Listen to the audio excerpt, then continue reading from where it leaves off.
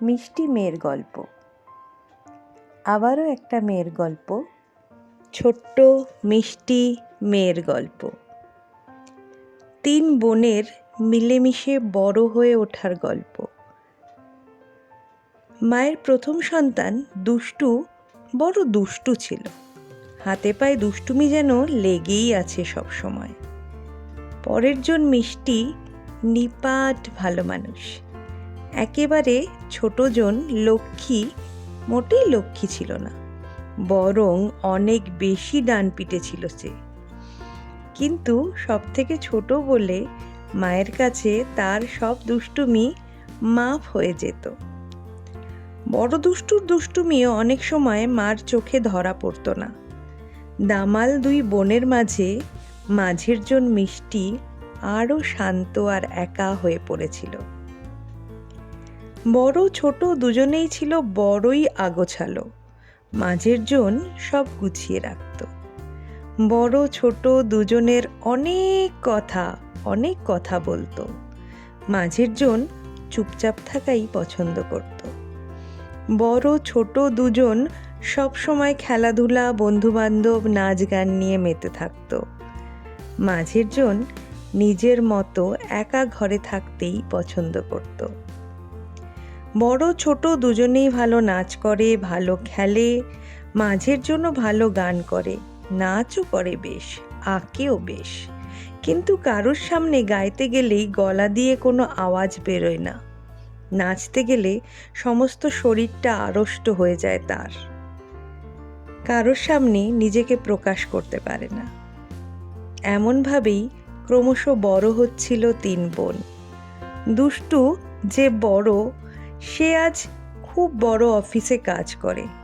সাথে সাথে নৃত্যশিল্পী হিসাবেও বেশ জনপ্রিয়তা পেয়েছে।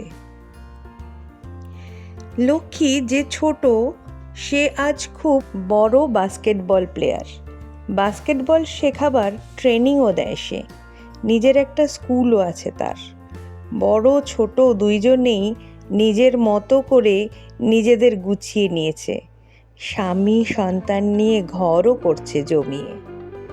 মাঝের জন মিষ্টি, সে তো বরাবরই বড় মিষ্টি।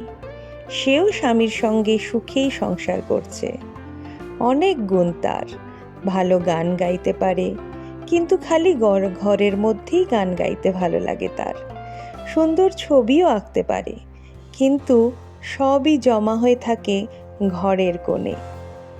মিষ্টির বন্ধুরা যদিও তার সংখ্যা বড় কম, সব সময় উৎসাহ দিত। স্বামীও সব সময় পাশেই থাকে। সবাই বলতো, তুই কেন নিজের প্রতিভাকে এভাবে গুটিয়ে রেখেছিস? তুই যে এত গুণী, সেটা সবার জানা উচিত।